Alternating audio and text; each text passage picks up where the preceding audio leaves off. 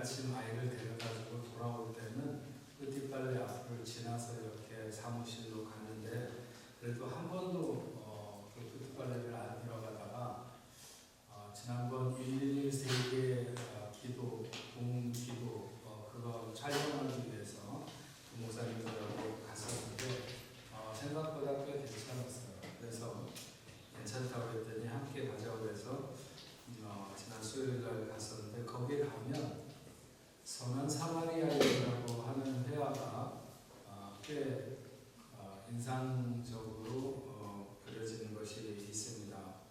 많은 작가들이 이 동사마리아라는 그 선한 사마리아인의 장면을 그릴 때 강도 만난 사람을 말에다가 태우는 장면을 많은 화가들이 그렸습니다. 거기에 지금 뿌띠빨래 걸려있는 그림도 역시 마찬가지로 그런데 이게 큰 말이 아니라 예수님께서 예루살렘으로 입성하실 때 타셨던 것 같은 아주 작은 나귀의 이 강도 만나서 거의 죽은 사람을 이렇게 이제 실어 놓았는데 자꾸 이렇게 이제 옆으로 쓰러지려고 그러는 거죠.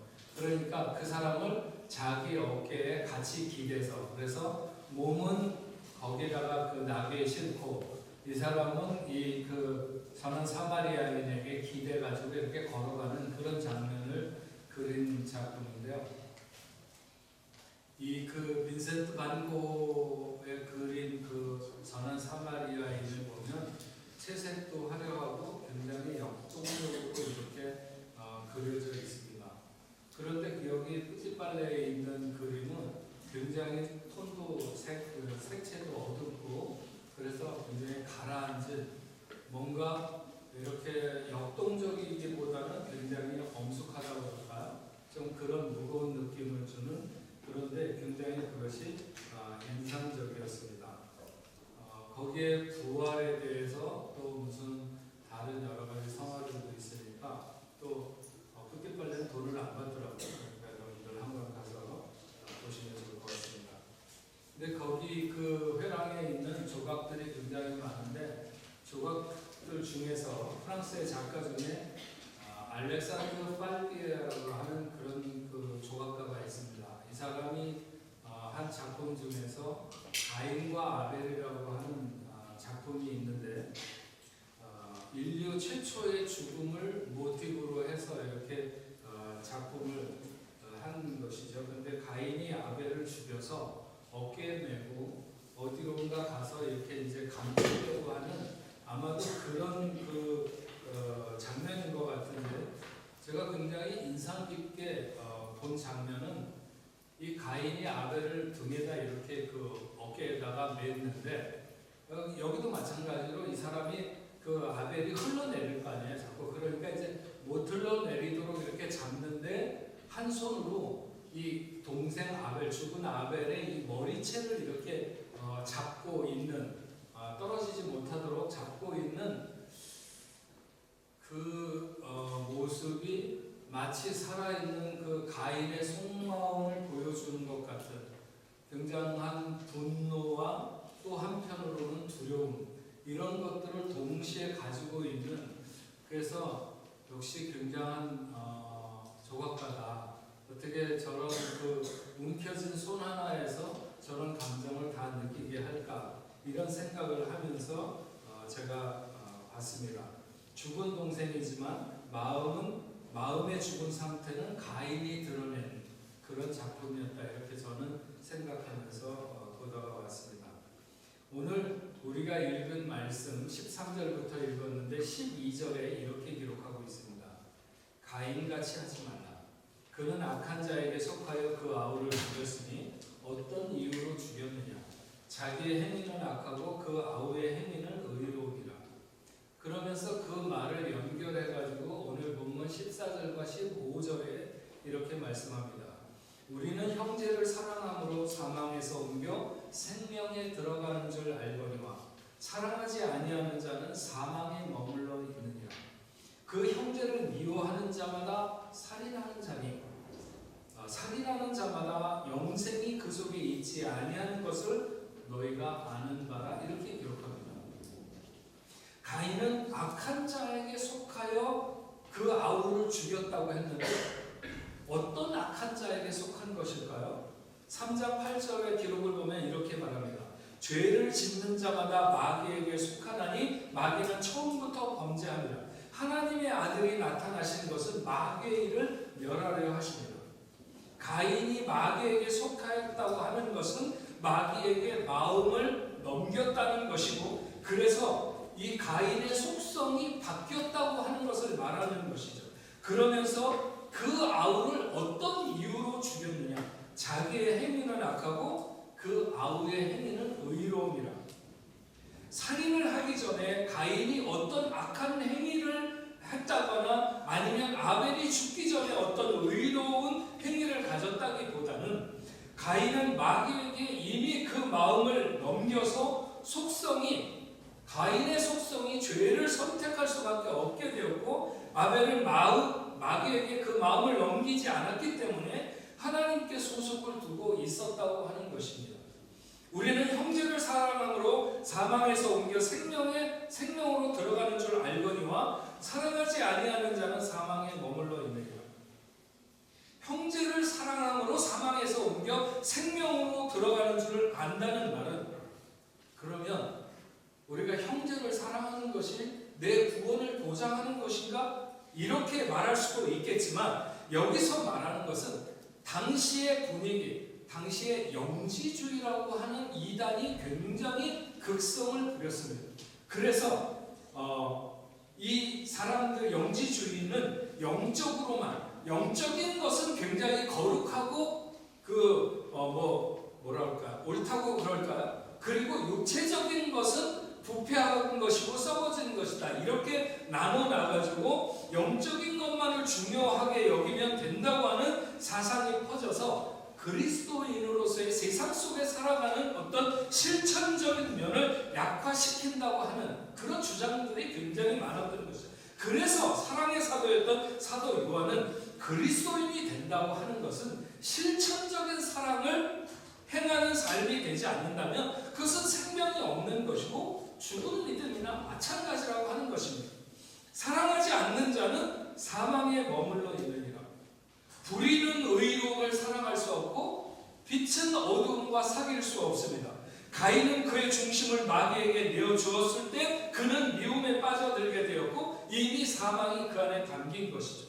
그런데 사랑하지 않을 때 이미 사망의 그늘이 그에게 덮인 것이고, 여러분, 가인과 아벨의 형제는 그 존재 자체가 이미 사랑해야만 되는 그런 관계, 같은 부모 밑에서 형으로 동생으로 태어났다고 하는 것은 사랑하는 관계를 전제하는 것이죠.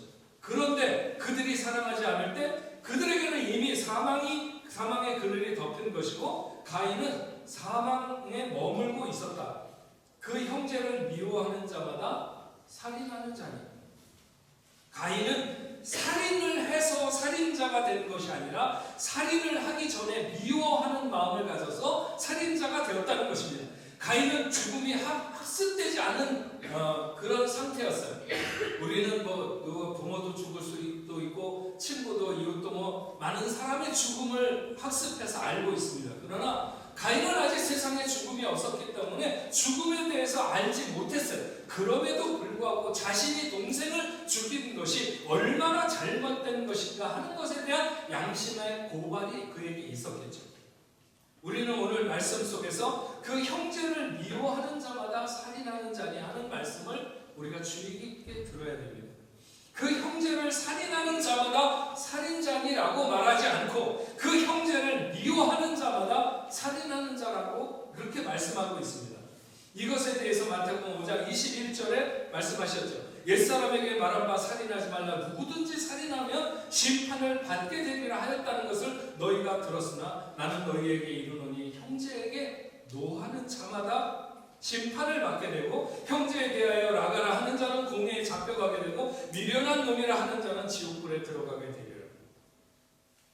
이 말은 살인을 가볍게 말하는 것이 아니라 그 동기가 중요하다고 하는 것입니다.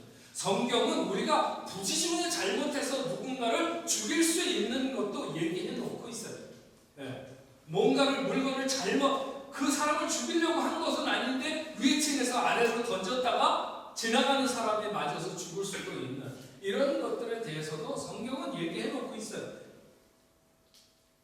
어떻게 죽었느냐가 문제가 아니라 미워함으로 살인하는 것. 네, 바로 그 미워하는 마음이 이미 사망에 이르는 것이라고 말하는 거예요.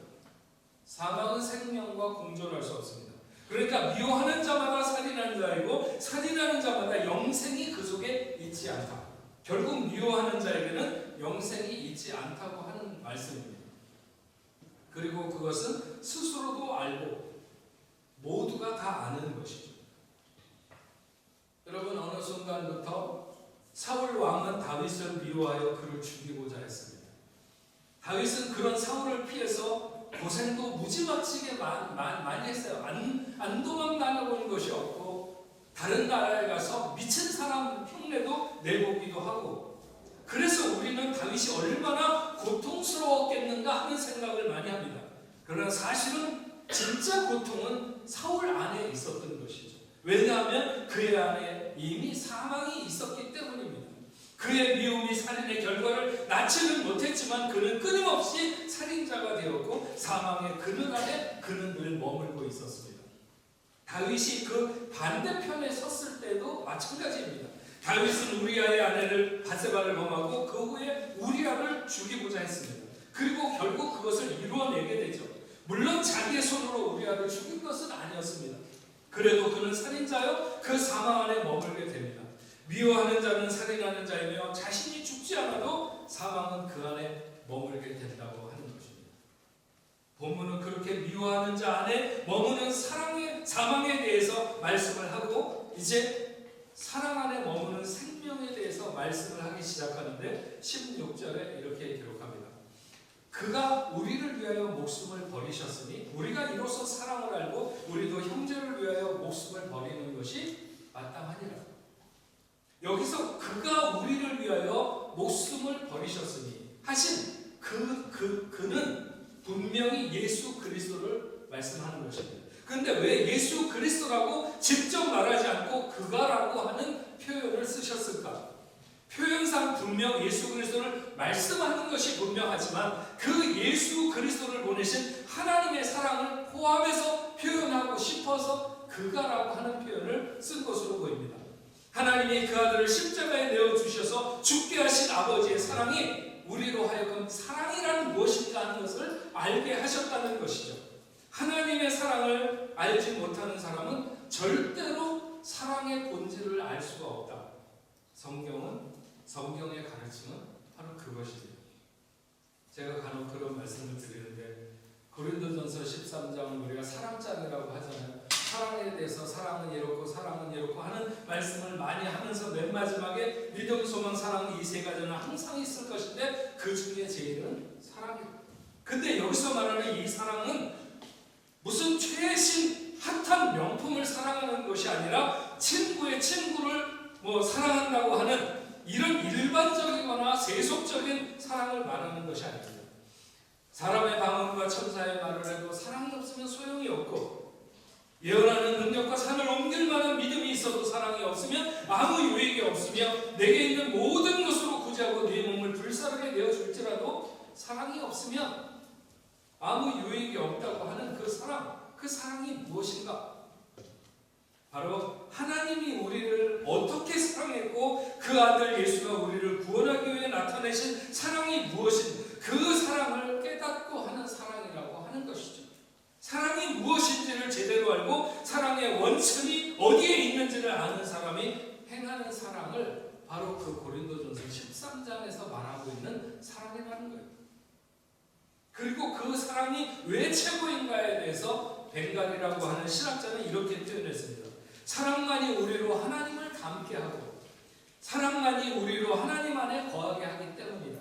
렌스키라는 사람은 받는 것이 믿음의 성질이라면 주는 것은 사랑의 성질이며 받는 것을 기대하는 것이 소망의 성질이라면 완전한 소유와 완전한 기쁨은 사랑의 성질이다.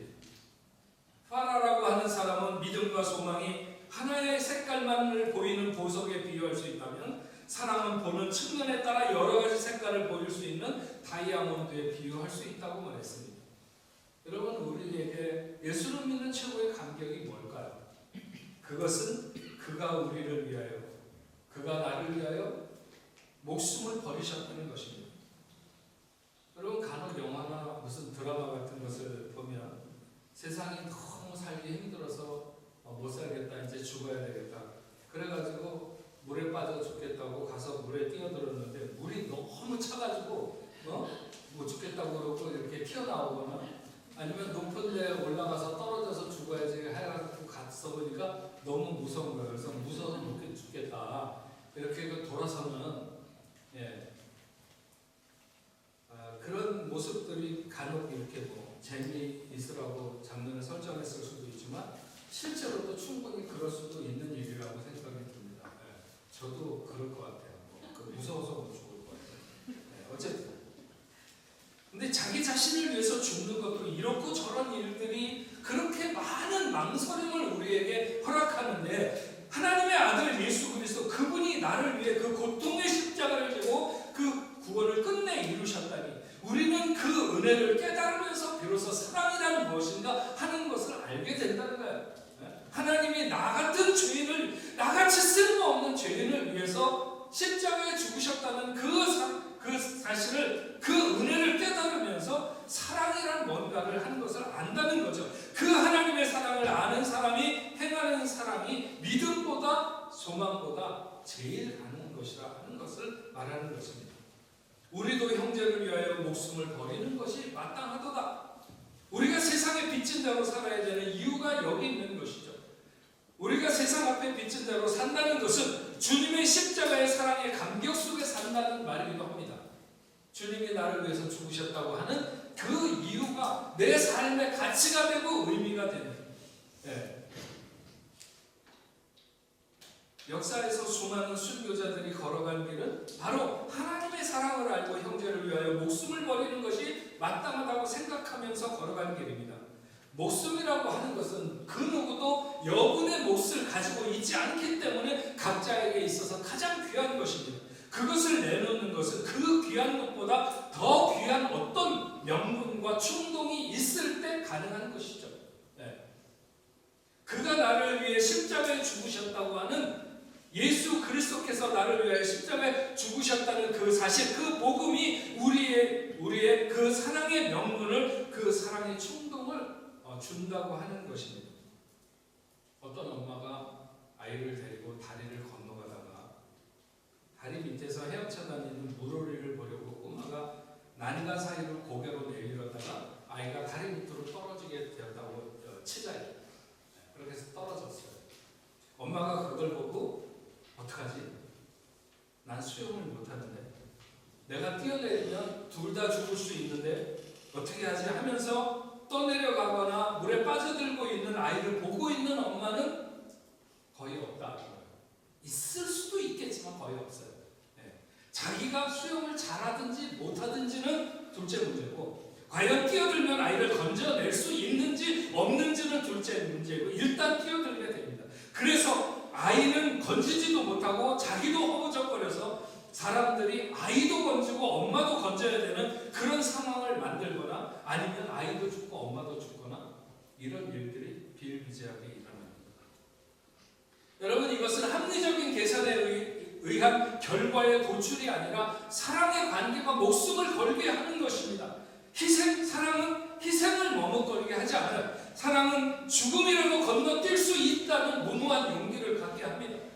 근데 오늘 말씀은 그것이 마땅하다는 거예요. 하나님의 사랑을 아는 사람은 형제를 위하여 목숨을 버리는 것이 마땅하냐. 그러면서 오늘 17절 말씀에 보면 이렇게 말합니다. 누가 이 세상의 재물을 가지고 형제의 궁핍함을 보고도 도와줄 마음을 닫으면 하나님의 사랑이 어찌 그 속에 거하게 되냐. 그러니까 목숨을 내놓는 것은 고사하고, 형제가 너무 궁핍한데 재물을 가지고도 그를 도와줄 마음을 닫으면 하나님의 사랑이 그 속에 거하게 되냐. 우리가 잘 알아야 되는 것이 하나 있는데요. 미움이라고 하는 것은 수동적으로 가만히 있어도 마음에 얼마든지 크게 고일 수 있습니다. 사람을 죽일 수 있는 끔찍한 마음도 그냥 골방에 앉아서도 고이게 돼요. 하지만 사랑은 무엇인가를 행하는 능동적인 것입니다. 사랑이 반드시 목숨을 내놓아야 하는 것을 전제하는 것은 아니지만 그것은 주님이 우리를 위해서 이루어 주셨습니다. 그러나 사랑은 움직이면서 생성되는 것입니다. 돈 가는데 마음 간다고 뭔가 재물을 들여서 궁핍한 사람을 돕는다. 그건 쉽지 않은 일이죠. 그러나 세상에 돈으로 하는 일이 가장 쉽다는 말도 있어요. 네. 나이가 조금씩 들면서 그런 생각이 들어요. 네. 사람들이 돈을 꺼내는 걸 제일 어려워하지만 그러나 어떤 면에서 보면 돈으로 하는 일이 가장 쉽다. 우리는 형제를 위하여 목숨을 버려도 마땅한 사람들입니다. 우리는 형제를 위하여 재물을 내놓아도 마땅한 사람들이죠. 형제가 궁핍한데 도와줄 마음을 닫으면 오늘 말씀에서 분명히 도와주지 않으면 이렇게 말하지 않고 도와줄 마음을 닫으면 이라고 표현하고 있어요. 발걸음을 멈추고 주머니를 닫는 것이 아니라 마음을 닫으면 딱 하나 증명한다는 거죠. 그것은 그 안에 하나님의 사랑이 없다는 거예요. 하나님의 사랑이 없다는 것은 하나님의 사랑을 알지 못한다는 말에 같은 것이죠. 네. 앞에서 말한 그가 우리를 위하여 목숨을 버리셨으냐는 복음 DNA가 우리 안에 착상되지 못한 거예요. 당대에 너무 많은 사람들, 앞에서 얘기했던 영지주의자들, 신령한 것들을 말하고 거룩한 것을 말하는 많은 사람들, 그들의 삶에는 하나님의 사랑이 아니라 그것 대신에 특권적인 의식, 내가 하나님의 자녀라고 하는 우월감만 가득하게 충만하게 있었고 서로를 향해서는 사랑이 아니라 미움이 가득했다. 서로 정죄할 자를 눈에 불을 켜고 찾는 시대가 바로 그 시대였다고 하는 것입니다. 그래서 오늘 우리가 본문 말씀 13절에 형제들아 세상이 너희를 미워하여도 이 사랑이 너희를 이런 말씀을 왜 그 말씀이 거기 한 절 이렇게 들어가 있나 생각하는데 그래서 그렇게 말씀합니다. 이상히 여기지 말라. 이번 주에도 제자훈련에 공부했던 내용이고 오늘 저녁에도 공부할 내용 중에 바로 복음 절벽의 시대, 피리를 불어도 춤추지 않는 시대, 세속화된 교회, 유물론적인 그리스도인들이 팽배한 시대, 사랑을 위해서 움직이지 않는 시대를 우리가 오늘 살아가고 있다 하는 것입니다. 그러면서 마지막 18절에 이렇게 말합니다. 자녀들아 우리가 말과 혀로만 사랑하지 말고 행함과 진실함으로 하자. 마하트라 간디는 최소한의 친절한 행동이라도 머릿속엔 1000명의 기도보다 힘이 있다. 물론 이 사람의 말이 맞는 것은 아닙니다. 그러나 이렇게 표현한다는 거죠. 뭔가 이렇게 우리가 행하는 것이 중요하다. 테레사는 얼마나 많이 기부했느냐보다는 얼마나 많은 사랑을 기부금 안에 담았느냐가 중요하다. 이렇게 말하기도 했습니다. 그렇다고 무엇인가를 행함이 우리에게 구원을 이룬다든지 우리가 하늘나라를 한 자리 차지한다든지 하는 것은 아닙니다. 그러나 우리가 사랑하고 있다면, 행함과 진실함으로 사랑한다면, 말과 혀로만이 아니라 정말 행함과 진심으로 사랑한다면, 여기 진실함이란 사랑을 위해 목숨을 버려도 좋다는 그런 마음일 것이고, 행함은 궁핍한 자를 위하여 기꺼이 내가 가진 재물, 여기서의 재물이라고 하는 것은 단순하게 우리가 쌓아둔 어떤 물질만을 말하는 것이 아니라 비오스라고 해서 그 삶을 말하는 거야. 네가 과연 네 삶을 나누고 있느냐? 그것은 시간이 될 수도 있고 재능이 될 수도 있고 네가 가진 어떤 힘이 될 수도 있고 그런 것을 함께 나누는 것을 말하는 거죠. 여러분 고린도후서 8장 7절과 8절에 바울이 이렇게 말합니다. 오직 너희는 믿음과 말과 지식과 모든 간절함과 우리를 사랑하는 이 모든 일에 풍성한 것 같이 이 은혜에도 풍성하게 할지니라. 내가 명령으로 말하는 것이 아니요 오직 다른 이들의 간절함을 가지고 너희의 사랑의 진실함을 증명하고자 하리라.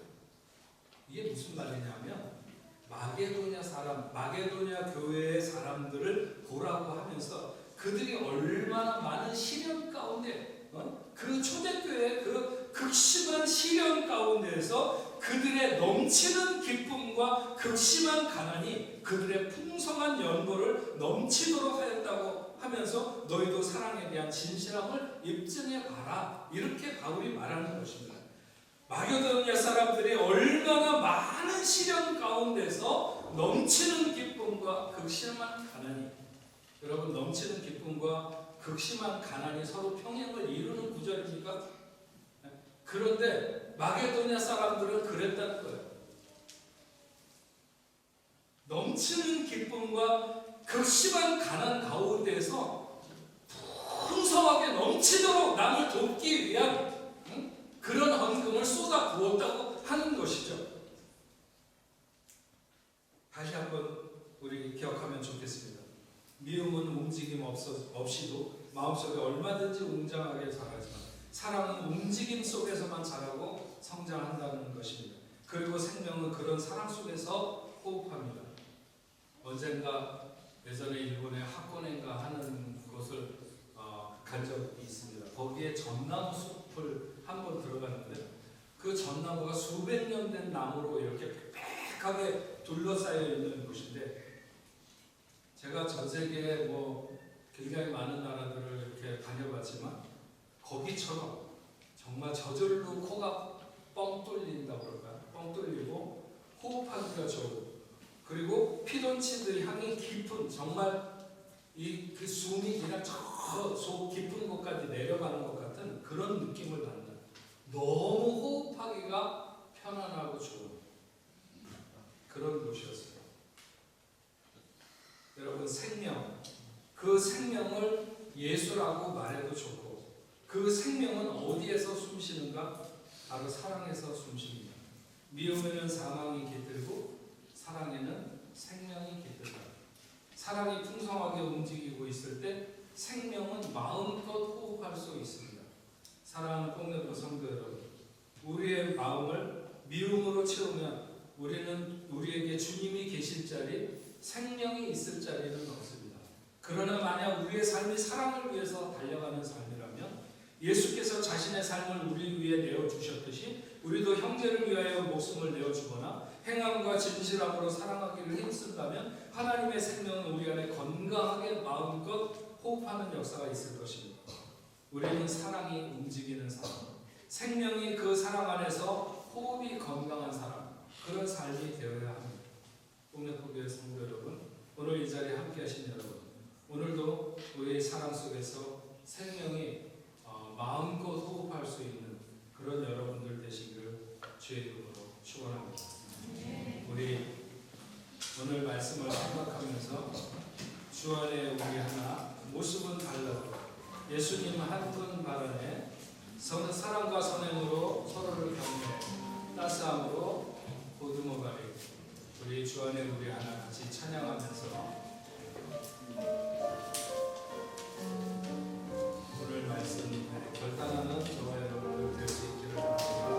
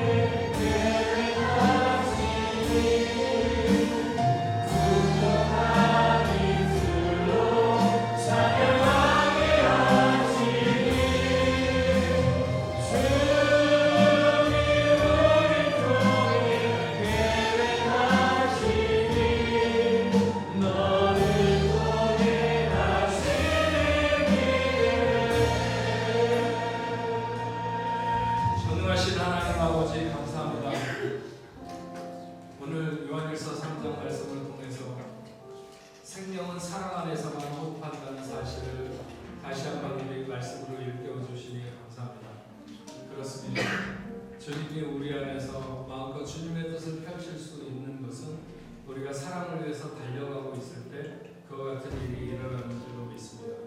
그렇지 않고 우리가 고요히 아무도 형제에게 손을 대지 않고 골방에 있어도 우리는 얼마든지 미움을 살인에 이르게까지 할 수도 있습니다. 오늘 말씀 다시 한번 잘 기억하며 하나님, 우리는 정말 마음껏 움직이는 사랑을 통해서 주의 생명이 우리 안에 마음껏 호흡할 수 있는 그런 삶이 될 수 있도록 주님 역사하여 주옵소서.